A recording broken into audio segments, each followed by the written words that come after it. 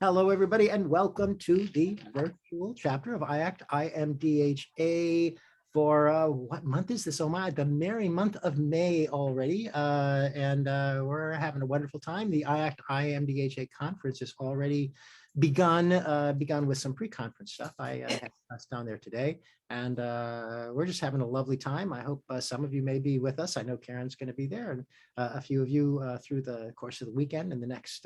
I'm going to be there for 8 days, ladies and gentlemen. Count them 8.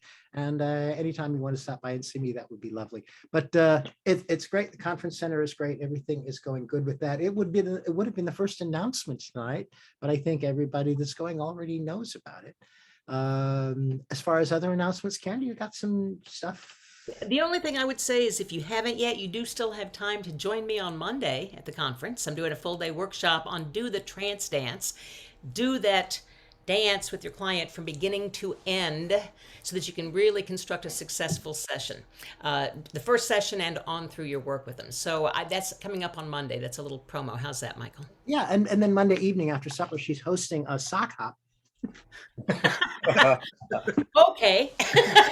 Why not? A little more, do the trance dance. That'll be great. Yeah. So looking forward to seeing you, Karen. And yeah. So everybody, if you're there, if you haven't already registered for it, I'm willing to bet that there's still some way to pull that off. If you're going to be at the conference and decide you want to stay for it. So I know it for a fact that there's a way to pull that off. Right. You can join. Yeah. So that's great. Any Chicago news that? Not particularly in Chicago. No, I've been so already gone from Chicago for a week or so and already down in Florida. It did finally turn warm in Chicago today, but that's all right. It'll be cold again by the time I leave by the time I leave Orlando and go to Key West. Well, we've got a cold front moving in as well, and a hurricane coming, I think, and Oh, swell. alligators migrating across the state, and Well, that's a good reason to come join us then. If you haven't registered it already, come on down and see the a host of alligator. politicians going right out of their mind. Feed them to the alligators. Right. Yeah, just watch out for them on the golf course. Okay, well then, Karen, I'm just gonna tell everybody this is my lovely, as you all know, my lovely, talented, delightful co-host Karen Hand, and I get to kind of sit back and relax tonight because, because I've been working all damn day, for Christ's sake. I'd like That's to, right. I'd Chill. like to hang out and see what's going on And here. play along with me because I'll give you a really nice little piece of relaxation here in just a moment, if that's Oh, okay. So, I'm going to get through this. We're not going to do this. We're not going to rush through this, but I'm going to get through this fairly quickly because I am just chomping at the bit to hear from Carlos Casados, and he'll be with us in just a moment, I promise you. But before we get there, I'm curious. Do you guys have something that you could give yourself a better feeling about? Something that you could give yourself a good suggestion about? Just come up with something that you could give yourself a good suggestion about. I mean, if it's something long range, a big picture, you want to be in the Fortune 500 business, go for that. If it's something you want to march in place every day when you brush your teeth just to start the blood circulating, whatever it is, it can be a small goal, it can be a big goal. Just if you've got a goal, think about it, put it in positive terms. Everybody got something like that? Okay, so we're going to use that in just a moment. Hold on to that thought. We're going to use it in just a moment. And this really is a self-hypnosis technique that I absolutely love. I often use this as an induction to a hypnosis session, or I'll teach it to my client as self-hypnosis. Or sometimes I combine the two and start with, I'm going to teach you a self-hypnosis process first, and then we're going to flow right into the formal hypnosis. And it works then as the induction, and they pay attention and learn something too. So you can use this on down the road if you'd like to. I just call it acceptance breathing. So as you think about your goal, you can just let that kind of float away for a moment. We'll come back to it in a moment. For right now, you can do this eyes open or eyes closed. You can do this standing, sitting, walking, jogging. You can do this any place because it's your choice. If you'd like to close your eyes just to block out visual input, that's fine. But you don't have to. I'm just going to ask you to notice your breathing. Just be aware of your breathing. You don't have to do anything about it. You don't have to change it or alter it in any way. Just notice your breathing. And you might notice if you're sitting, your breathing is very calm. Imagine if you were jogging and doing this process, your breathing would be different, and that's okay. Notice your breathing right where you are, this moment, right now, and accept it. Accept your breathing just as it is. Accept your breathing without criticism, without judgment. Accept your breathing in the same way you might accept it if you saw a cloud floating across the sky.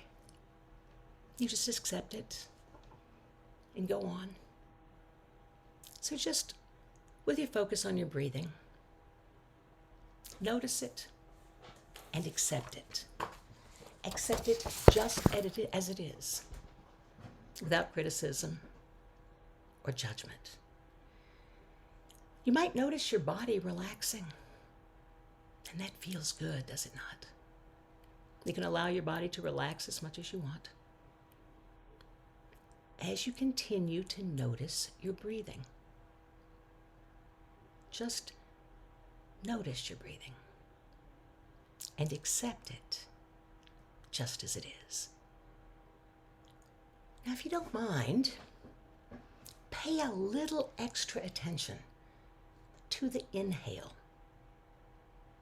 Just pay a little extra attention to your inhale. You don't have to change it or alter it, just pay a little extra attention to the inhale.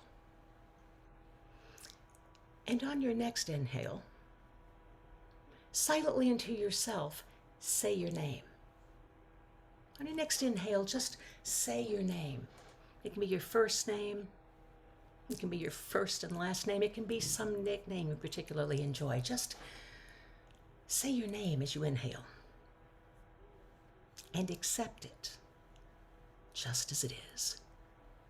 On the inhale, say your name and accept it just as it is. Accept it. As you're accepting your name just as it is, without judgment or criticism, pay a little extra attention to your exhale. And on the exhale, allow yourself to just notice it. You don't have to do anything about it. You just notice it. As you're inhaling your name, give yourself the suggestion as you exhale. Say your name on the inhale, and as you exhale, give yourself that suggestion that works so well for you. And accept it just as it is, without judgment or criticism. Remember, that's what you want. That's what you decided. Breathe in your name and accept it. Give that suggestion as you exhale. Accept it just as it is, without criticism or judgment. Just accept it. Take it in. It's yours.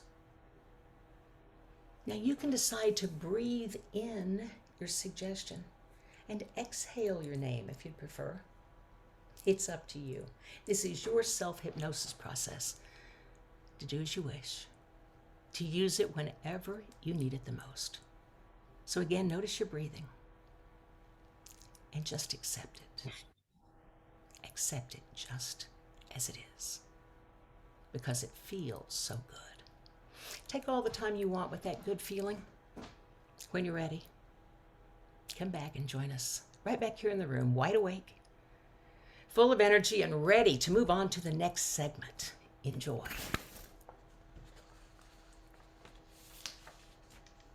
Give everybody just a moment to come back. See some stretching and yawning. That wasn't a very long process, but let me just explain a little bit about it. We're setting up a yes set. Notice your breathing and accept it just as it is. Okay, good. Say your name and accept it just as it is. Okay, yes, I'm doing it.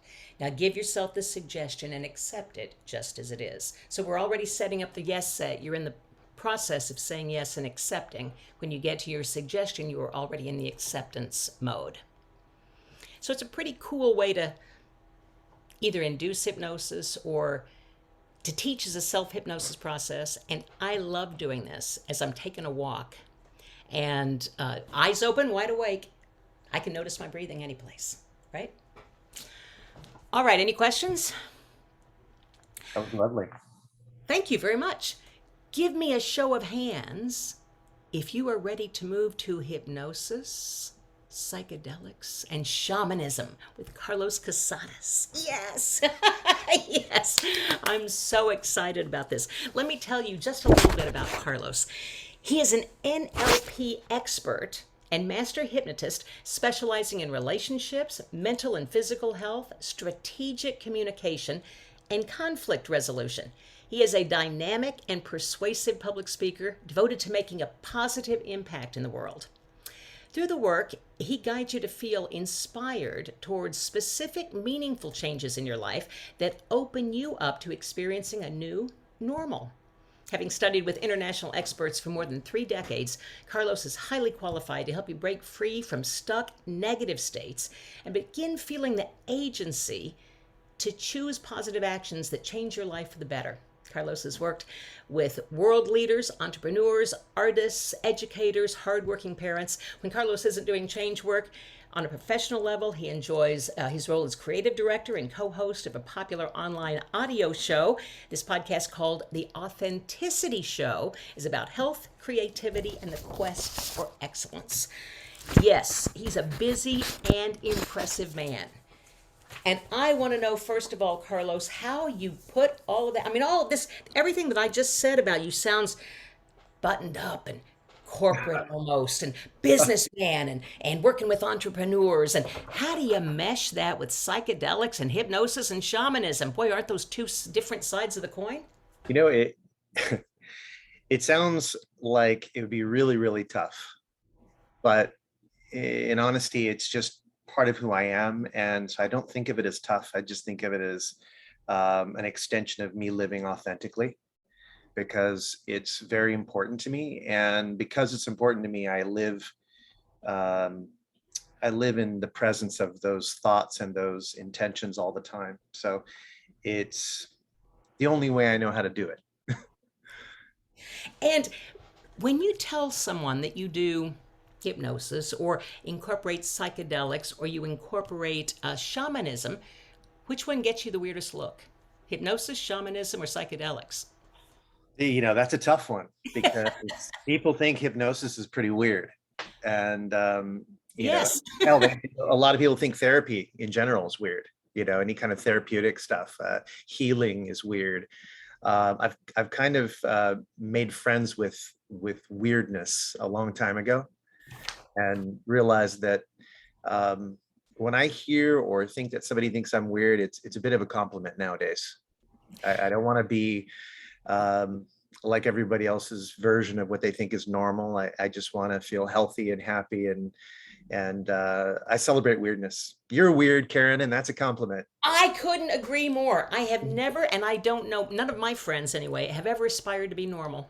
Yes, I don't know might be anybody normal, who's right? ever aspired to be normal, right? So it's, I appreciate it's the weirdness. It's those kind of things that make you stand out or make you different from everybody else, right? Yeah, Those and you want to the own. the word weird is actually a reference to the occult. It's a reference to the other world and the supernatural connection between things. The otherworldly connection. That's really the root of the word weird. If you look it up and go back to the etymology, the weird is a reference to that invisible thread of connection between all things. So things that are weird are things that evoke a feeling as though there's a connection, strange or hidden connection between things. So I love the word weird. I'm a Well, weirdo. I do too, and I think it's an interesting segue Yeah. into your thoughts on this new trend. There is a trend just going on every place towards psychedelic psychotherapy, psychedelic facilitation generally. What are your thoughts about that? Yeah, well, first of all, I'm thrilled to death and excited about it because for 35 years I've been kind of hoping, praying that it would happen, that the United States would lift the heavy prosecution and legislation around it, and make some room for research and research grants and things like that, because it was really mostly a political um, ideology that kind of got in the way. People who were focused in primarily against Mexicans and blacks, to be honest. If you look back at the origination of like the DEA, the Drug Enforcement Agency, and their battle against drugs, at least on the surface, because we now know that they're profiting from that. But originally it was, I think there's a recording of Richard Nixon specifically targeting the focus of the anti-drug campaigns against ethnic minorities and things like that, which presupposes that there weren't white kids doing it. I mean, that's not true at all. But Right. it does come from ancient traditions, and so in that sense, there's a focus on ancient shamanic medicine work, plant medicine work. It's pretty much everyone on the planet, though. That's the thing. You don't have to be black or Mexican or African. You could be Chinese, or you could be Tibetan or Indian. You could be literally anywhere on the planet, and you go back far enough, and there's a tradition that incorporates inebriating substances, herbal preparations that can help a person go into an altered state, and rituals surrounding that. So, when Christianity became the dominant religion, there was a lot of subjugation of native, uh, primitive or primitive First Nations peoples all around the world, really. So they suppressed that because it's part of the old religion. And the old religion was a little more, there was more focus on the average person's capacity to make connection with the divine, to make connection with spirit, to make connection with whatever they may call God, if you will. And that was done through potions and through rituals and celebrations and drumming and dancing in combination with it. There was a whole, the entire family. It was a family affair. It wasn't just an isolated thing. It was like, the children and the parents and the grandparents and everybody. So it wasn't taboo. It wasn't thought of as dirty. It wasn't thought of as dangerous. If anything, it was thought of as a welcomed source for healing and integration and to reparation for whatever was going on.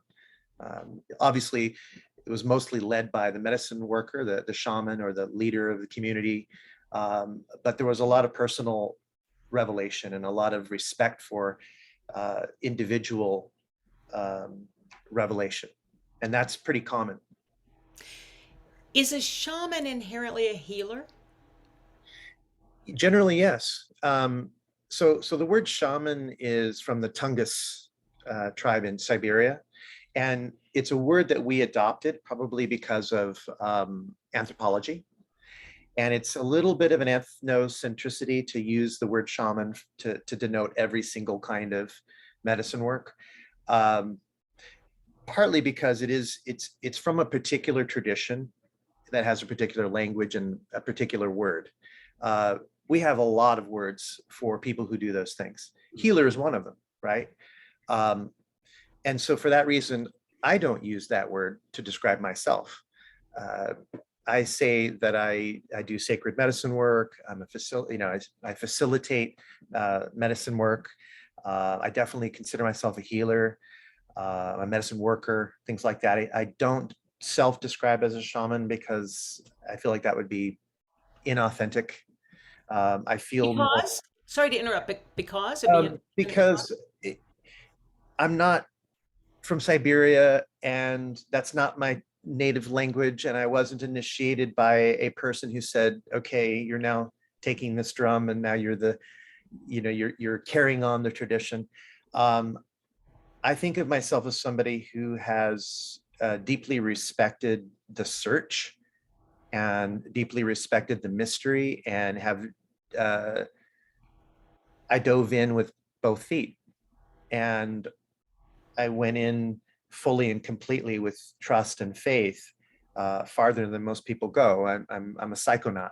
I went in to push the edge of the envelope and go as deeply as I possibly knew how to do. And during those experiences, I had my own revelations, which, from reading and from communicating with other traditions, I realized I was doing some similar things that shamans talk about and medicine workers talk about. And since then, I have now gone, like, for example, when I went to Peru to spend a week in the Amazon doing ayahuasca with the shamans there, it was a feeling more like when we go to Hypnothoughts, a feeling of being amongst peers who you can learn from. But there wasn't this feeling of guru and disciple kind of thing that gets set up a lot in some traditions. There are a lot of people nowadays who go to medicine retreats and do have that set up, which has its, I think there's ups and downs to that. There's a positives and negatives to that. We have to be careful when we defer too much of the responsibility to the teacher. And that's been a personal discovery of mine, is to enter into things with respect, with a willingness to cooperate, willingness to follow instructions, willingness to be deeply considerate, but not so reverent that I'm denying what I'm detecting inside of myself, or making what I feel deeply inside less important somehow because it's not what the teacher said. And that's been a lesson hard won, I guess you could say. I've made a mistake. It's interesting that you say it's a hard won lesson, and yet you're using it to your benefit. Yes. Yes. And some of the things that we appreciate the most are the things that are hard won. When you've put in sweat, blood, tears, and and when there's sacrifice involved, you value it sometimes more. So I think it's okay. I was raised Catholic, and very devout Catholic, by the way. My lunches were spent in the chapel, by my own choice. Everyone else was playing around, and I just was like, enlightenment or bust, you know what I mean? Like, I wanted to experience the Holy Spirit and take sacraments and all that kind of stuff. So the magical thinking, I guess you could say, is stitched into my being. Eventually, when I decided that Catholicism didn't really contain what I needed to move forward, I moved on to letting go of that and onto other things. But what it did instill in me was a sense of appreciation for ritual and ceremony, for symbolism, and for the way in which ritual can alter your state. The idea of a sacrament that through the ritual is a transmogrified, like a transformed alchemical thing that you take into your body. From my perspective, that was directly lifted from the shamanic traditions, where there were actual sacraments, not placebo sacraments, sacraments that had psychoactive components to them in combination. So Okay, so you really piqued my interest with the placebo. yeah. Talk to me about that. Tell me about that. So some of it's not an actual. Well, first of all, when you talk about just the bread and the wine, I refer to that as a placebo I got it. sacrament, Okay. because you're having a little sip of wine and a bit of bread. I mean, come on. Not suggesting that you can't decide to make that experience very profound and have a profound experience from it. I mean, just reading about the lives of the saints are an example of people who push their own psychic boundaries deeper and deeper through devotion. But having said that, there are substances in this world that you can take as a sacrament in small amounts like that, which would have profound effects on your psyche. Like pretty much guaranteed 99.99% of the time, it's going to cause you to have a very mind-opening experience, spirit-opening experience. So if you combine that with ritual, then you're taking advantage of the placebo effect, which is, of course, for those who don't know, the idea that the framing, the context, and the suggestions can have a beneficial or positive effect on the way you experience something. So, for example, when people take a sugar pill and then their headache goes away, or their anxiety goes away. I mean, they did something that they believed would have that effect. They took an action, a symbolic action, which they didn't realize was symbolic, and then a change happens. So it becomes anchored in, so to speak. It becomes triggered by that action. And when you do that in combination with a powerful psychoactive substance, the effects are exponential. So you just changed my mind a little bit on ritual, because Michael's into ritual and I'm not quite as into ritual. I'm more into hit it and get it. But Yeah. they both work. I'm not negating any of it. But what I'm saying is you gave me a real reason to do the ritual, because a placebo only works if you know you got the pill, right? Yes. Placebo doesn't work unless you know you've been given something. And the true. ritual in this case is letting you know that you're getting the pill. Right. And it's kind of important. The hypnosis. Yes. This is the hypnosis. Yes, that makes sense. It's kind of important because there is also the other side of placebo, which is called the nocebo effect, right? And people these days talk about, well, let me just say what the nocebo effect is for some people who don't know what that is. It's like medical hexing. It's like when the doctor in the white lab coat, well, actually, white lab coat syndrome is nocebo effect, right? Their blood pressure goes up just because they're getting their blood pressure taken by the doctor at the office. Whereas at home, if they took their blood pressure, it would be 10 points lower, right? So that's an example of that. But also when a doctor says, oh, this is going to be bad, this is going to hurt, or yeah, your chances for survival are very low, right? That's a negative suggestion that can alter people's experience in a very real way, partly because of the expectation they have of that person being the authority.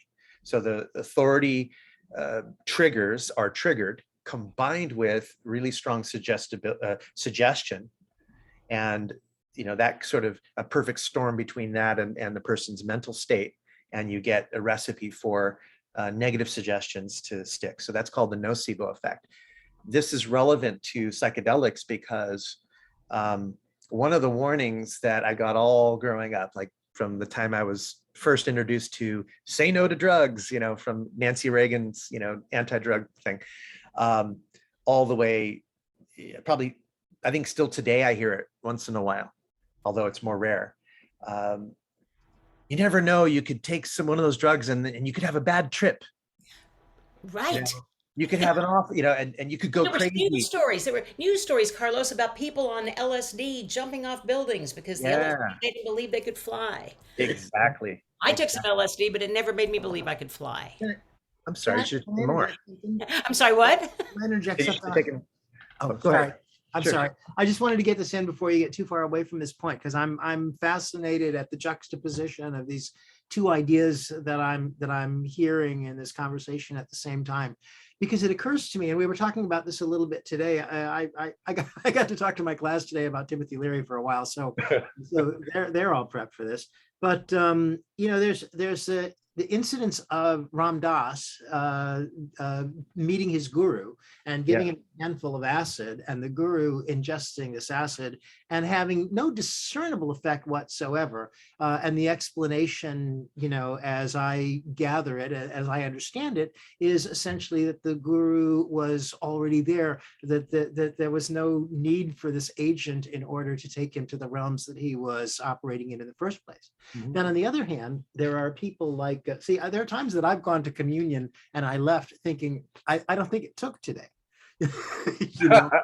But on the other hand, I don't think there were any times, well, first of all, when I ingested LSD, that I really felt like it didn't take, or at least many fewer than the communion ones. But then there are people like Teresa of Avila, and when you talk about the lives of the saints, the mystics fascinate me because they were able to utilize and the language is difficult here, so pardon me for saying it, but what you referred to as placebo, I don't quite think of it that way, but I because I certainly think that it's energetically charged. But my point is that they were able to use this substance, which is not in and of itself psychoactive, and have the experiences as if they had fully and regularly, not like it worked sometimes and it didn't work. Right. In this deal. So to me, the part of it that's most fascinating is I think that there is within us, and I know that there is within you, just from having talked to you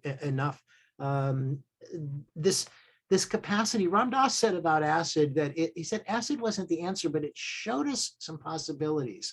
And I think that's really the cool thing, is we're looking to discover through these agents, or at least I am, or have read about. Right. But hypothetically speaking. Yes. That we're looking to discover what is possible for us, so that ultimately, without the agents, we have the capacity to be there and to access those realms of consciousness. Yeah, definitely. And not to create a huge divergence here, but you mentioned Saint Teresa of Avila, and you're probably familiar with the interior castle, right? And what better metaphor could you find in a European document predating any contact with Kundalini, Indian systems, right? And you're describing this experience of awakening the Kundalini. I mean, it's very, very easy to make that parallel there. And I do think that, like you say, when it comes to placebo sacraments, I use that partly tongue-in-cheek, in part, because I do recognize that intention is a very strong part of that. Absolutely. Yeah, absolutely. And I really get it when you use that word. Yeah. Good. And I know about the situation you're talking about with Ram Dass. That was the very first time he brought him. He tried LSD, he tried psilocin. He brought with him a whole bunch of it. And I think the comment his teacher said was, after being there for a couple of hours, he said, "Interesting."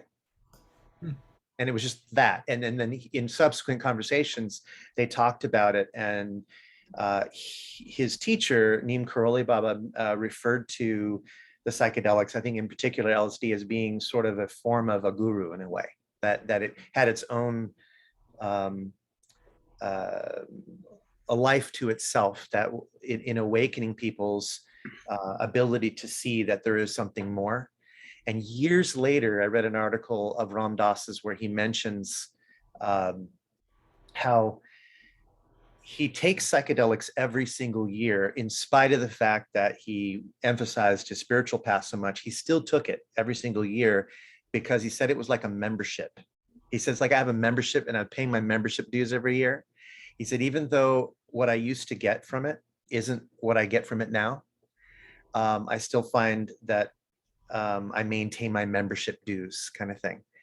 And I can kind of see that, because there came a point at which doing psychedelics over and over and over and over and over again for years, the level of epiphany that I would get from it became narrower and narrower. Like, it wasn't such a profound shift. It was more of just a gentle reminder of it. And when I set my intention for doing psychedelics now, one of the things I say to myself is, I'm looking for that reminder of how I need to be seeing and experiencing the world all the time, even outside of this experience.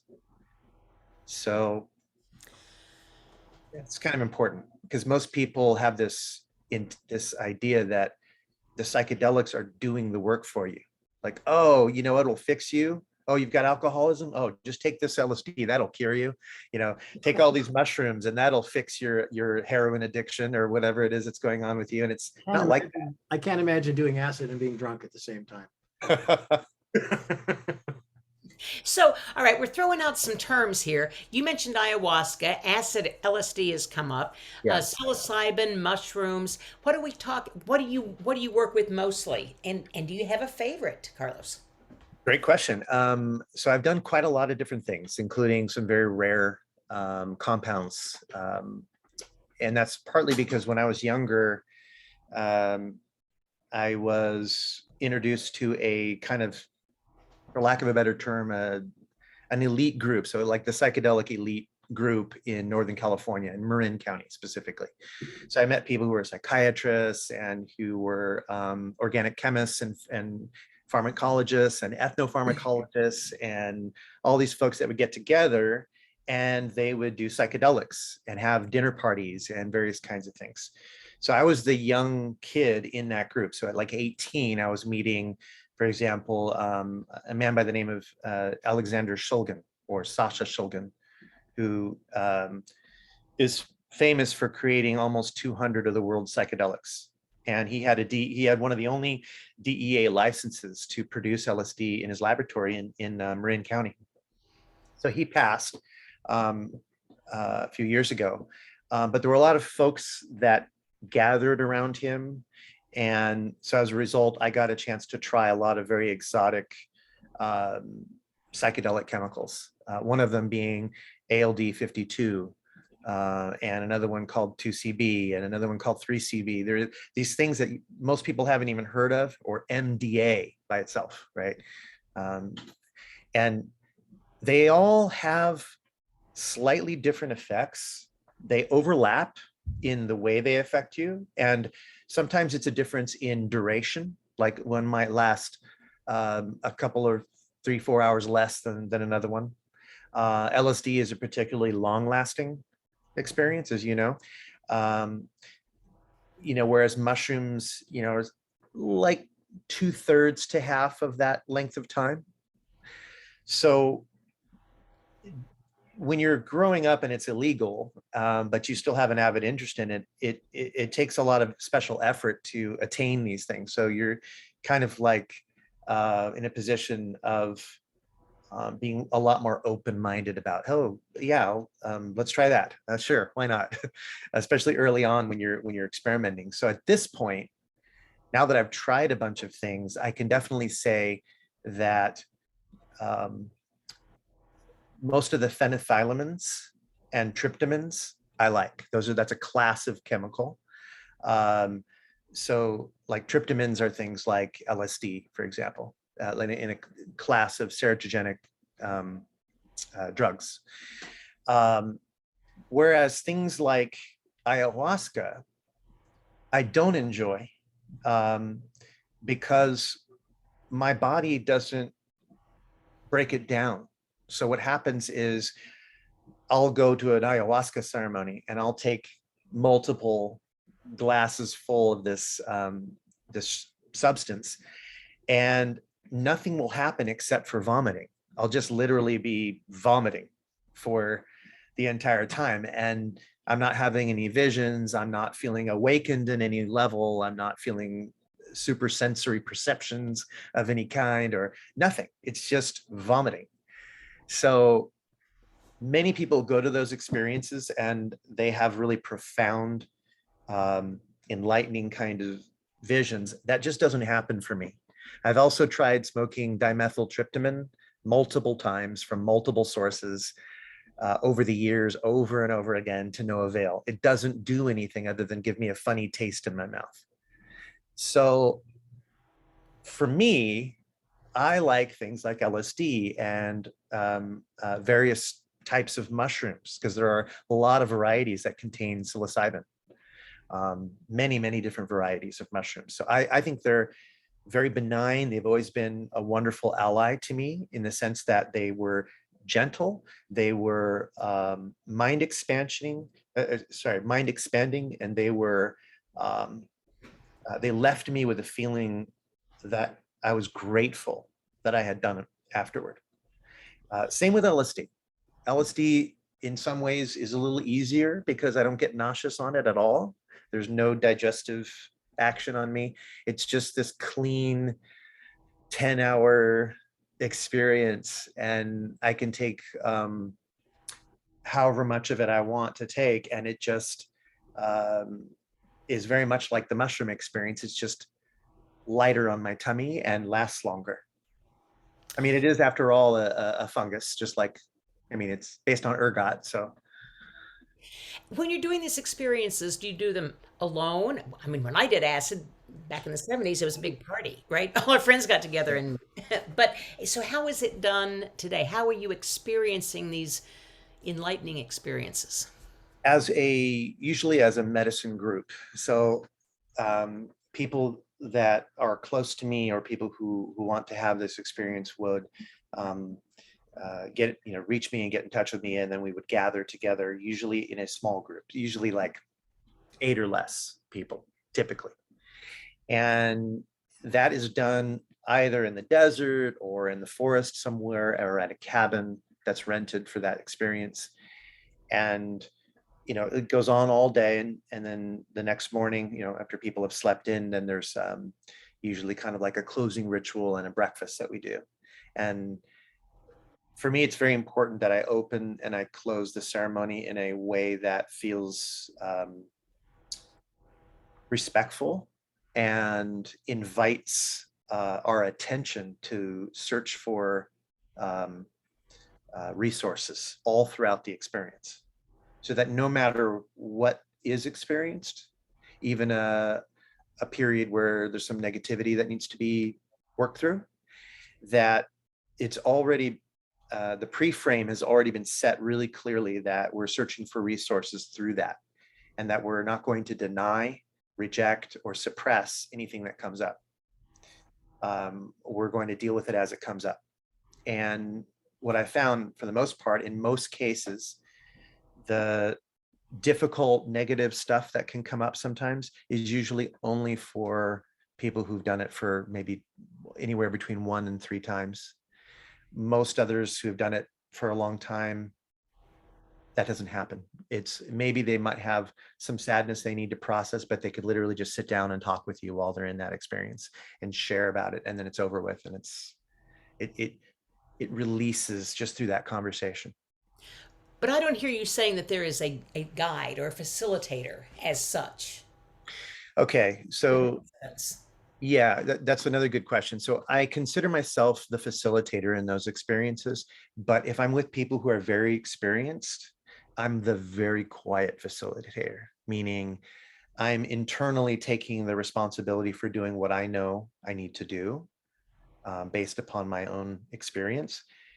But I'm just sort of alert and aware that I might be needed, but I don't necessarily assume that I am. I just assume that I'm supposed to do what I'm supposed to do and keep my sensory acuity wide open in case I'm needed.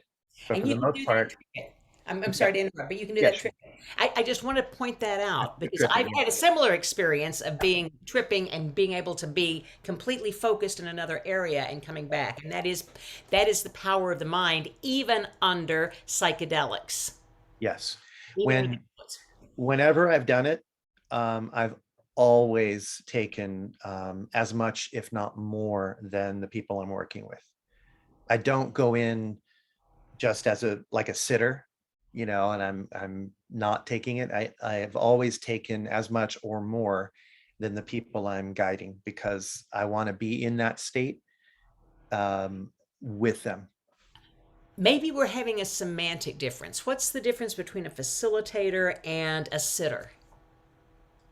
A facilitator is someone who might actually help to create the experience to some degree, even if it's if there's a lot of leeway and slack and room, they're still facilitating it.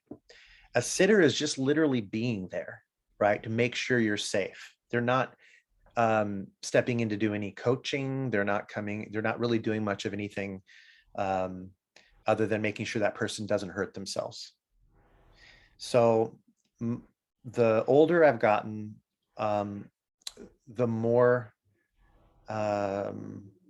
let's say, concise and selective I am about how much I interfere, because I want to make sure that I don't steal people's thunder. If they're going to learn something really, really profound and have a really great epiphany, I don't want to get in the way of that by inserting myself into it.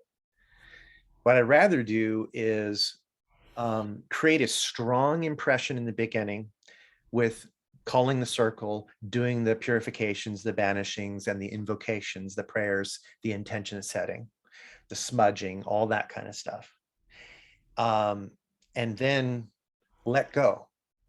And then throughout that period, I'm doing my own work, and the other people are doing their work. And at some point I might get like an intuition or something that I want to do something, and I will. And then what I found is it's kind of like a constellation that just sort of finds its center. And so far, it's always worked that way, where people feel at ease, they feel comfortable wherever they're at.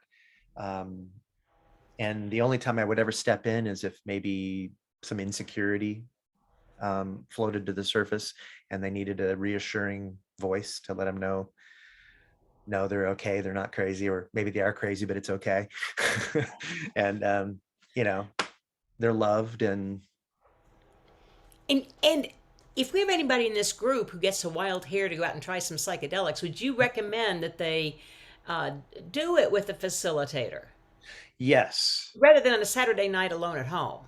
Please do respect the power that these medicines can have. If you're not prepared for it, there are a lot of things that could happen. You could have a wonderful time, a blast, you could laugh your ass off, or you could get sort of lost down a dark tunnel of terrible memories.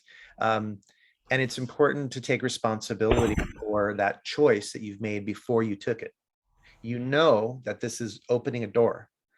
So if you're willing to accept responsibility for what you learn when you open that door, that would entail doing a little thinking about making sure you're safe, making sure that your setting is not going to be emotionally disturbing, people coming in and out of the house or wherever it is you are. If you're in nature, that you would have a buddy, a partner, at least one person that you could count on to make sure that both of you are staying hydrated, and that you're being safe and not getting lost. Or, some people get very disoriented the first couple of times they do it, and they go on a wandering fest. Oh, wow, that looks cool. And then suddenly they forget where they started. And not everyone is born with the same kinds of gifts for orientation, like knowing, which way's which. So I wouldn't say like psychedelics are dangerous. What I would say is, whenever you're doing something new, that you should just have respect for that, and having somebody with you who knows what they're doing, who's done it hundreds, if not thousands of times before that, can be immensely helpful to make sure that you have a good experience. You sent me a list of things that, some of these I've never heard of. I've got to be honest with you. Some of the things that can be used: psychedelics, shamanic inebriants, entheogens. There's one I haven't heard of. I'm probably not even pronouncing it correctly. Let's pause for a second, because it means theos is God, right?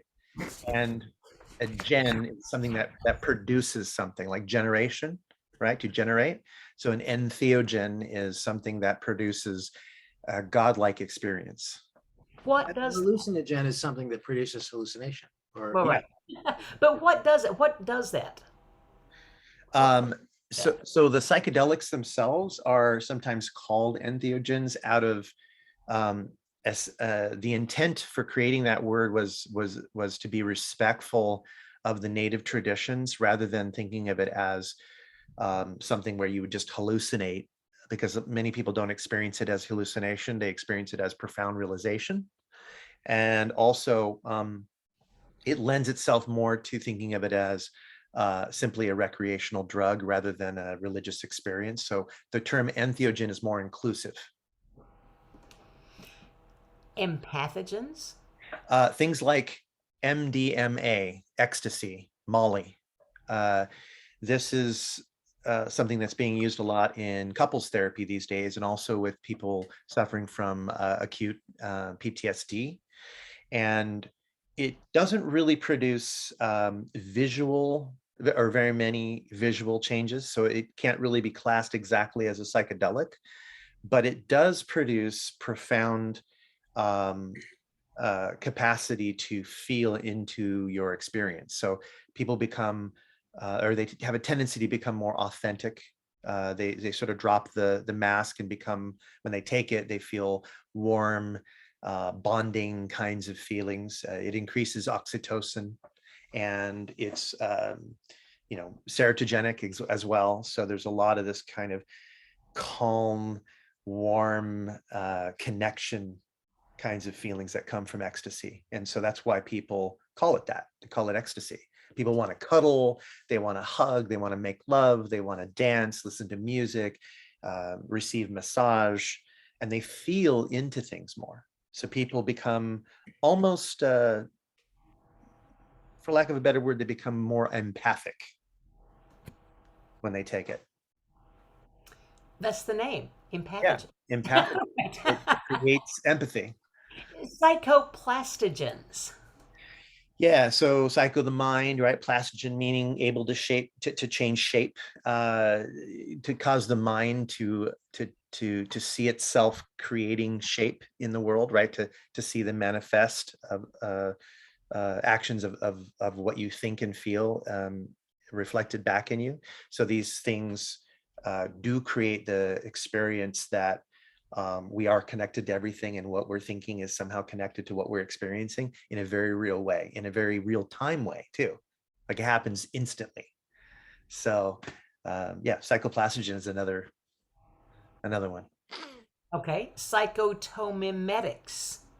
Psychotomimetics, yeah. So again, it's the same idea as the previous one, really. It's just that the mimetics, the thoughts that are creating that these substances can make you acutely aware of how your thoughts create your experience to some degree. Yeah, those in NLP, perception is also a projection, right? So I learned some things just then. Thank you very much. But can I You're go to my welcome. little CVS and say I'd like some psychoplastogens, please? One day. I understand that. One day. But, you know, What day is it? Yeah, hopefully soon. that is still kind of, the thing that gets in the way for a lot of people. Where would you even go to be enlightened in this way? Yeah.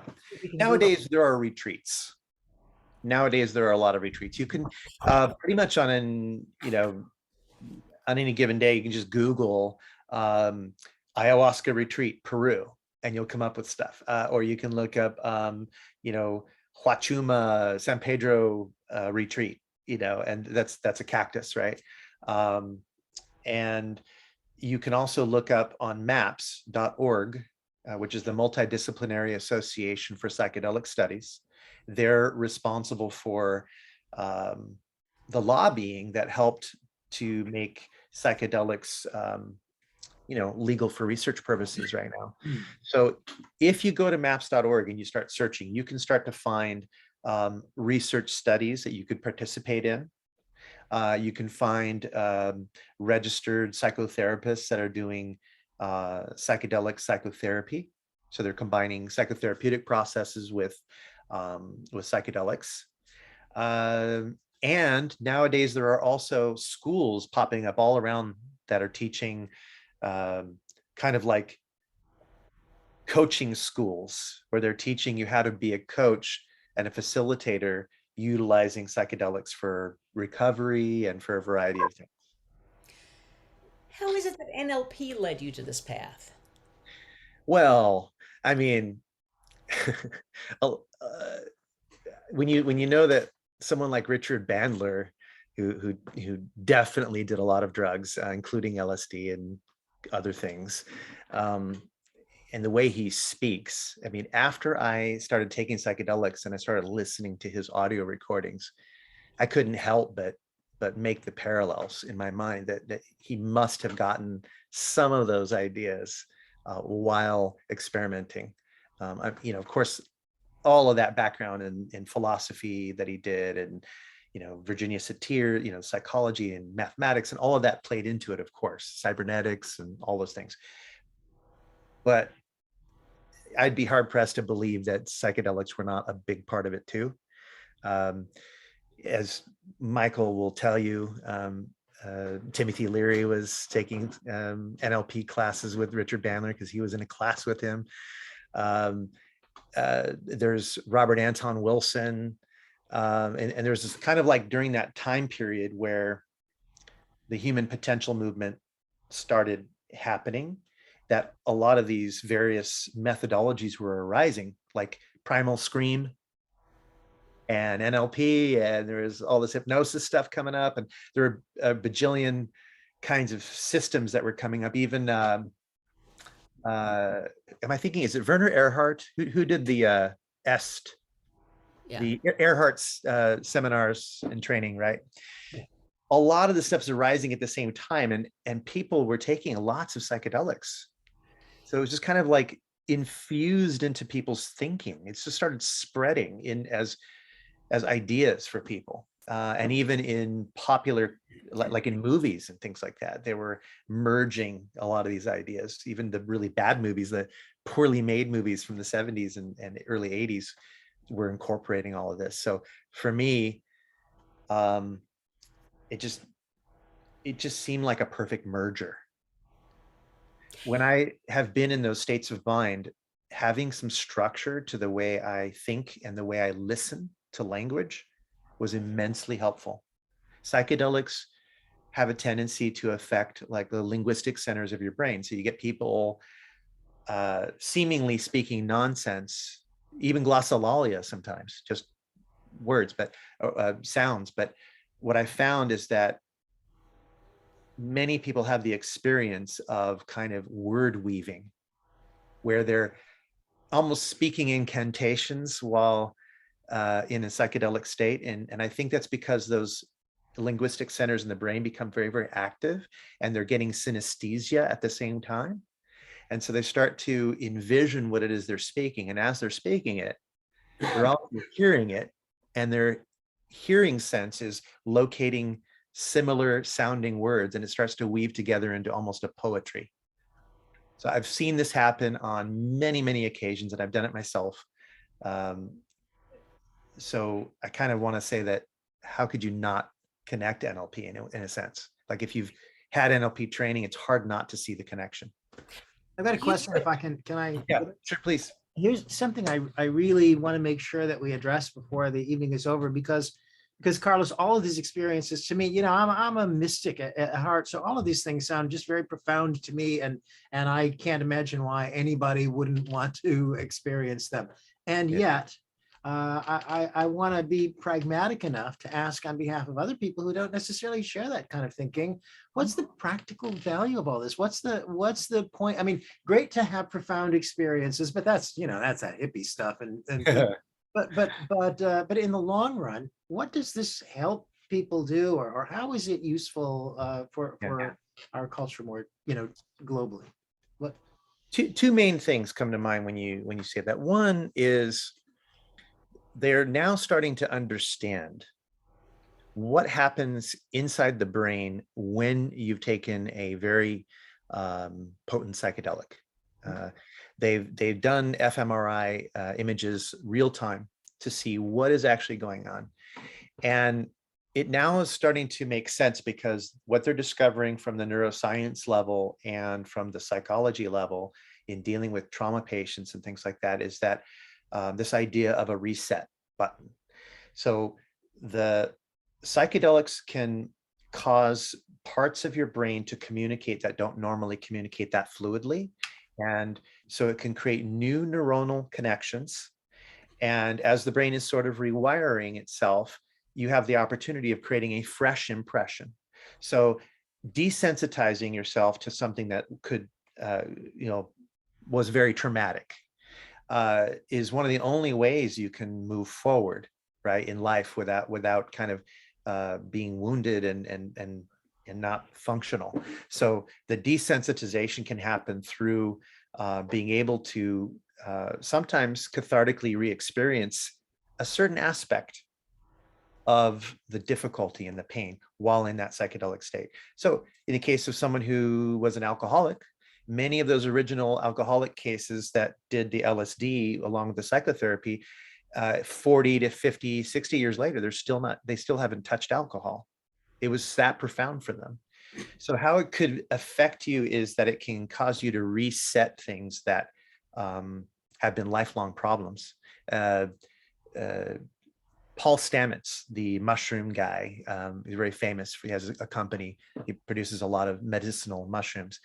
He tells a story of taking a lot of mushrooms one day and climbing a tree, and it was a lightning storm, and he was scared, and he got stuck up in this tree, and lightning was flashing all around him. He was terrified, but he was also peaking so hard on this mushroom experience. He had a lifelong stutter. When he came down from the tree, his stutter was completely gone. And everyone else asked him, "Where's your stutter?" And he's just like, "It's gone. I left it up there." Yeah, I left it up in the tree. So that's one side of it. And then the other side from my personal experience is just psychedelics have taught me that what we started in the beginning of this conversation, that weird is okay, weird is good, weird can be celebrated, that the darkness isn't the enemy, that darkness is just absence of light, and it's a part of what we experience as living beings. So deeper acceptance of the weird means deeper acceptance of myself with all of my wounds and all of my gifts, all of it together. And an increased sense of well-being arises from that, and it makes me more resilient. I feel like I can bounce back more now because of those experiences than before that. I was much more rigid in my thinking before I did psychedelics. And now I have a lot more flexibility. Let me open this up if you don't mind, Carlos. Yeah. Richard has a question. Go ahead, Richard. If you're tracking everything with MRIs or fMRIs, at what state of trance are the individuals in, or brain wave patterns? Are they in beta? Are they in alpha? Are they in theta? Has anybody even looked at that, or delta? I don't know the answer to that. I think they're primarily looking at just which parts of the brains were lighting up most, Okay. and the most activity in what areas of the brain. I'm sure there have been experiments with, wave frequencies too, but Yeah. my suspicion on that is that it was probably all over the map, because, gamma is like all over, right? And these big streams, and theta is only maintained for short periods of time anyway. Alpha state would probably be more frequent, I would bet, because you're in a kind of a dreamlike, relaxed state. But there might be moments of high beta too. I mean, that's just my theory, but I was just curious about how much is in gamma and how much drops them into, say, delta or theta, for example.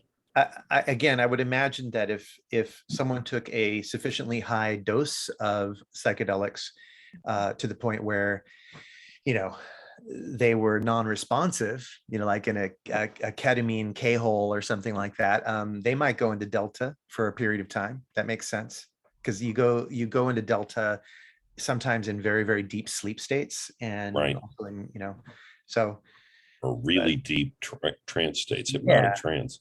Yeah, and I'm not so much of a fan of associating brainwave frequencies to specific hypnotic, kind of trances.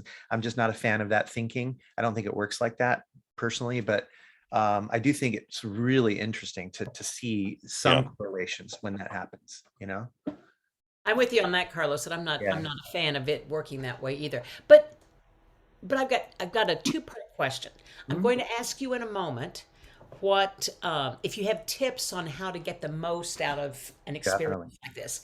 Yep. But first, I would like to know if you would say the same thing about hypnosis. Would you have tips for getting the most out of a hypnotic experience? What are those tips first, and then are they different or the same as the intention setting tips you might have for a psychedelic experience? Yeah, so for a hypnotic experience, there's probably some overlap there, definitely. But the thing is, you can go and have uh, I don't know, quote unquote, a bad hypnosis session, right? Something that was just sort of like, what, I'm wasting my time here. What's going on? Um, the person doesn't know what they're doing, or I feel completely out of rapport with this person, or I hate the sound of their voice, or there could be a million things going wrong, or you just not feeling into it. Maybe you think it's hokey or something. You can go into an experience like that for sure. Uh, and the worst that will happen is you'll walk away not having an experience that was beneficial, but you don't feel harmed by it. You have nothing, you don't end up going to a psychiatric ward or complaining that you're wounded by this experience. It's just, it wasn't all that it was cracked up to be. With psychedelics, if you go in unprepared, um,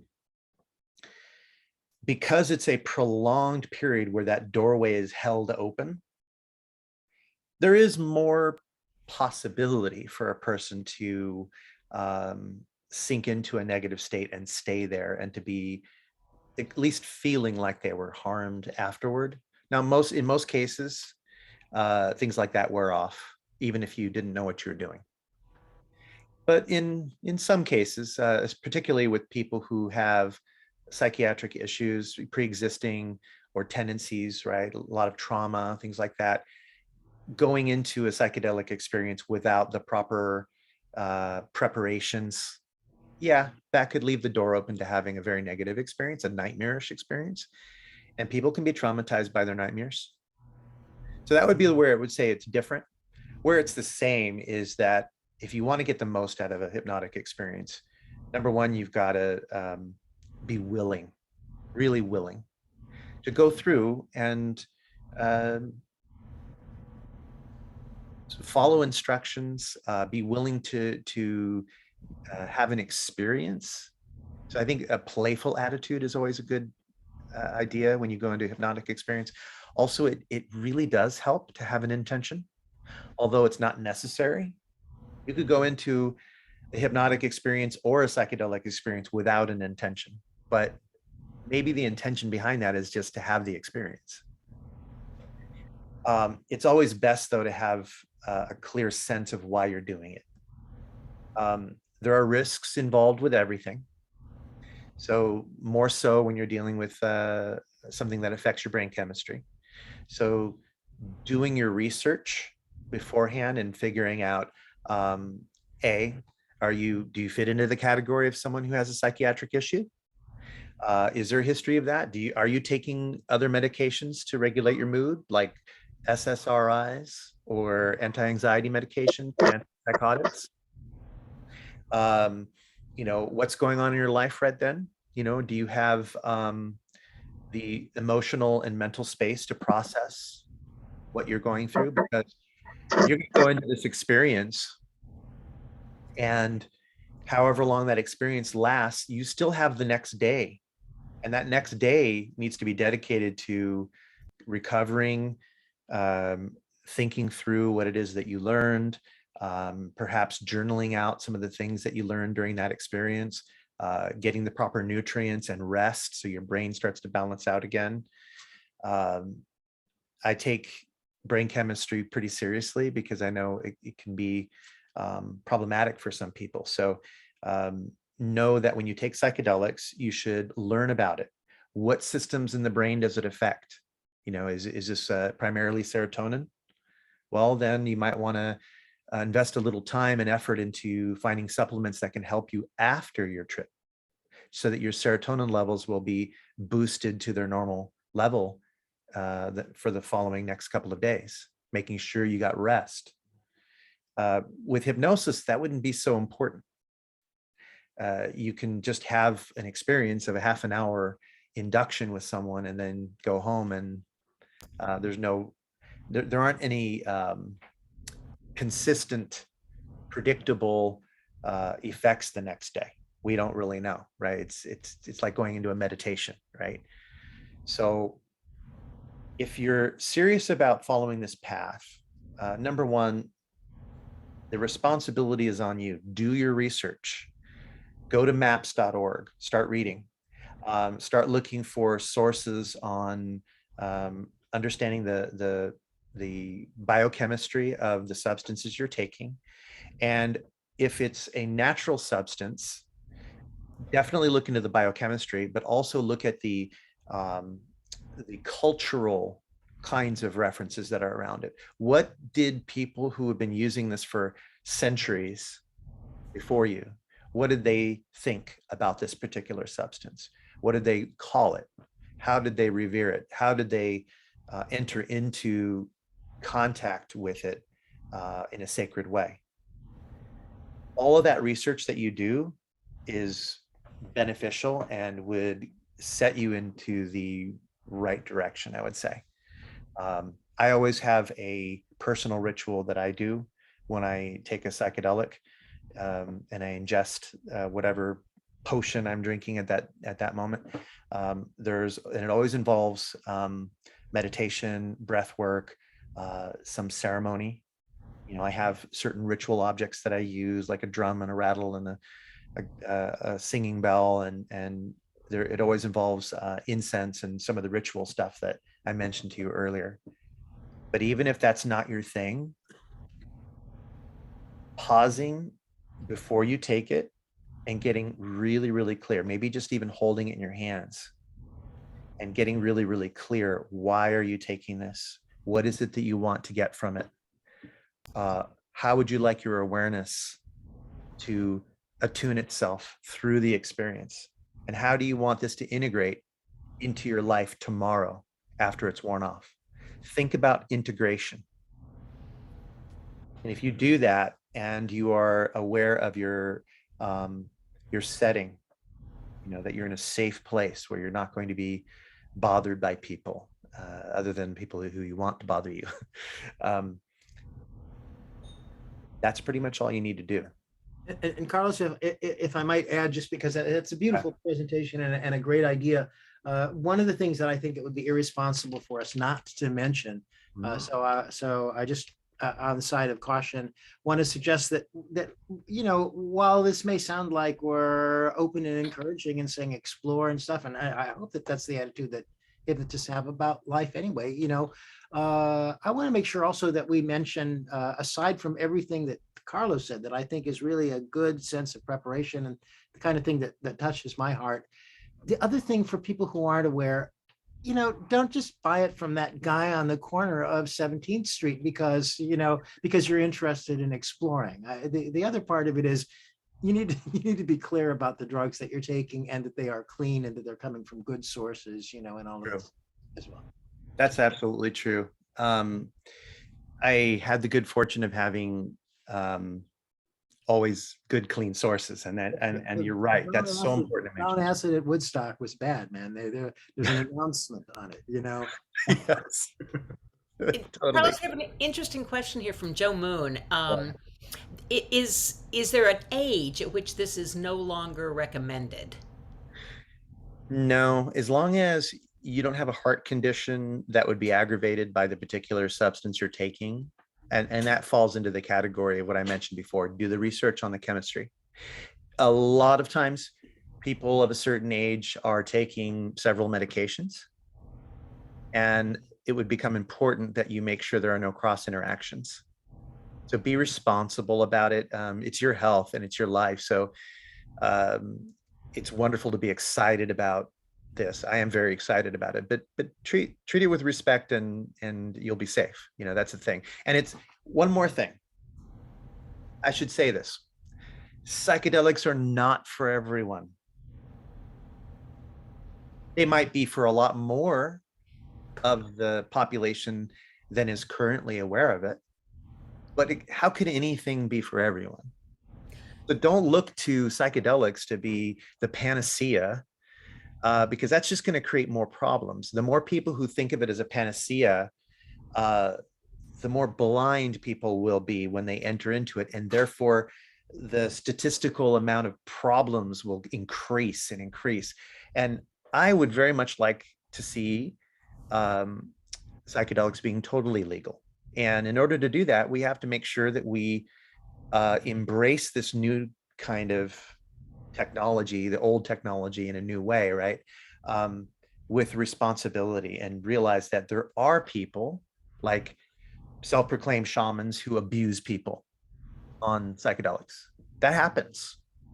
I hate to say it, and boy, they would get a bloody nose if I saw them. But it happens. It's rare, but it does happen. You have to be very responsible about who you choose to do this with.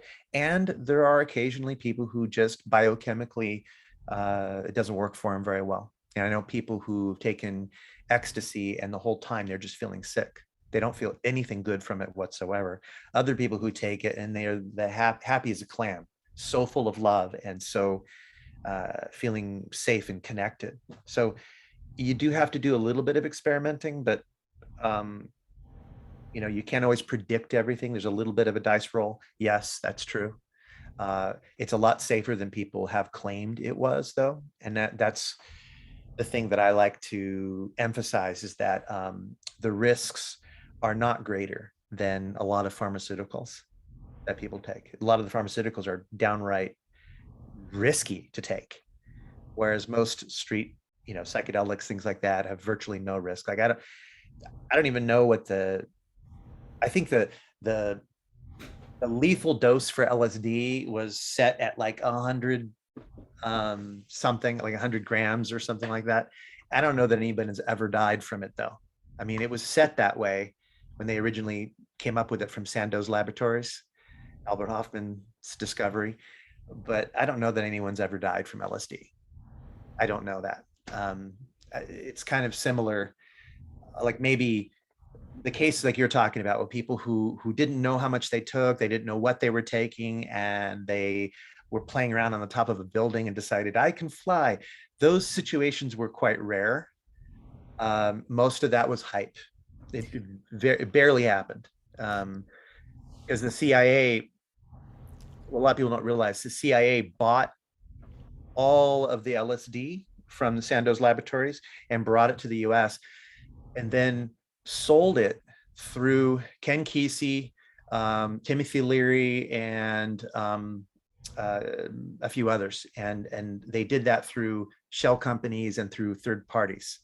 And so the CIA was trying to release this LSD for a variety of reasons. One, they were trying to study its effects. There was also an element that was involved with experimenting with MK Ultra, and there's like many reasons. But you can read about that if you read a book called Poisoner in Chief, and also another book called Storming Heaven by Jay Stevens. It goes into the history of the CIA and LSD in the 60s and all that. So there were problems in manufacturing sometimes in the 60s and 70s too. I mean, Yeah, but for the most part with LSD, it's harder to make those mistakes. But yes, that's true. It's more, my understanding is that it's more benign when you're making LSD. Either most of the time you either make it or it comes out bunk, meaning it doesn't do anything. I guess I was talking about distribution more than manufacturing. Oh, yes. Because sometimes in the 60s, I mean, it was very popular for people to do blotter acid. And that was a terrible thing to do, because you put little drops of your ingredient in these little graph squares, and the middle pieces are going to get a lot more of whatever. Yeah. It's going to bleed to the middle. So you never knew exactly when it came to that kind of distribution system. It's the same thing you're talking about now. Know what you're taking, know what you're doing, know what you're getting into. And it was interesting to me that your advice for psychedelics was quite similar to your advice for hypnosis. Know who you're seeing, know who you're dealing with. Yeah. Right? Go into it with an intention. That's pretty much similar information that we might give to. Isn't it interesting that as hypnotists sometimes we have to debunk the myths, and that's what I heard you doing a lot tonight, was debunking the myths. Right. No, you're right. I think growing up, hearing that for so many decades, all of the arguments, all the sort of false complaints, straw man argument against it. One of them I used to hear all the time was LSD damages your chromosomes, and that was based on a study that was disproven multiple times, but it's still stuck in the medical literature. So there were all sorts of nurses that learned that in nursing school, the doctors and all that stuff, but they were ignoring the actual evidence.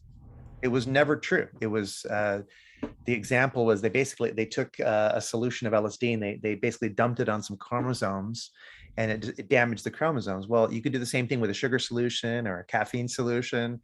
So when they actually did it proportionately, there was no damage to the chromosomes. So there's a lot of like bad ideas out there that just aren't true. The idea that it's a crapshoot, that one day you could just suddenly go crazy on it. That's another false thing. It's more like, if you're schizophrenic, you probably shouldn't be taking LSD. Most likely bipolar folks, sorry, but it affects some of those systems, and you should be used with caution, if not at all, right? Like, so there's Same folks probably shouldn't be using hypnosis. That's true. I mean, maybe under the right context or something, but mind games and mind altering processes. Yeah. All of it, right? Yeah. And there's such a thing these days as microdosing, right? So people are doing, let's say in the case of LSD, they're doing like 1/12 of a dose. And in the case of mushrooms, they're maybe taking like 1/10 of a dose. And microdosing is one of those things that's become popular. It started in the Silicon Valley, and to kind of increase creativity, and it was kind of like this underground thing. Many people who experiment with it now, that's the only way they do psychedelics. They never take a very psychotropic dose level. They only take those minuscule amounts, and they swear by it. I've done it quite a lot myself. I like it. I like microdosing. So please bring that up right as we hit the very end of the show. Yeah. That's brilliant, Carlos. Yes. Always leave them more. So if I leave them wanting more. So if somebody wants to get in touch with you and find out more about this, how do they get in touch with you? Easy peasy. They can either find me on Facebook, on Instagram. I'm on LinkedIn. You can pretty much just Google me. You'll find me. There's YouTube channels, and there's my podcast, a variety of ways to reach me. Facebook group on NLP and coaching. That's true. So if you look up on on Facebook, learn about NLP and hypnosis, just type that phrase, you will find my closed group. So if you just go in there, I will reject you. No, just kidding. I will accept you. And then you can join the conversation. We talk about all sorts of stuff, from psychedelics to NLP and hypnosis, psychology, neuroscience, all of it. We just kind of get into it there. Good, safe place to go. And your podcast, tell us again, we can find it probably any place podcasts are available. Absolutely. So Spotify, iTunes, you name it, it's out there. Tell me again what we're looking for, though. Authenticity Show. So just look up The Authenticity Show and you'll find it. And you'll see it. It's got an icon or a logo that looks like the symbol for gold, AU, for authenticity. Yeah. And it's orange and white. Yeah. Carlos, thank you. This has just been fascinating. This was fun.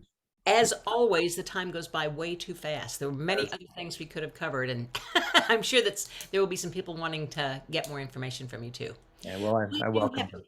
We do have a little ritual that we do here at the virtual chapter, and that is at the end of the evening. Oh, Michael, you're not ready yet. Yeah. Oh, yeah. Hold on for a second. So we got because that's going to be the very last thing. So Carlos, in a moment, something profound is going. Just a moment. Don't go away. And when it does, you will receive the blessing of our community here. I just want to say, and I know this is going to sound like a silly thing to say, but just to close out the show, so like hypnosis, don't do psychedelics and drive a car or operate heavy machinery. And God bless us all in our exploration, and stay safe. It's just the important message that I want to get out there. We have loved having you with us here tonight, Carlos. And Thanks, Michael. oh my gosh, I'm going to get back to the conference tomorrow. Everybody that's joining me there, hey, get there. It's a great time. So looking forward to seeing y'all. And now we can do our thing here. We're going to open everybody's microphones. And in a great cacophony of love and affection and appreciation, they can all let you know how glad they were to see you, and then we'll slip off into the sunset. So, good night, everybody. Thank you for being here, and your mics are open. Oh wait, no, they're not. You have to open your mics. They have to open their own. Thank you. It was Thank great. you. Thank you, Carlos. Thank you. Thank you. That's great. Nice to meet everybody. Thank you, Carlos. Good night, buddy. Thanks a Thank lot. you. See It's awesome. soon. Thank Good you. night. Night.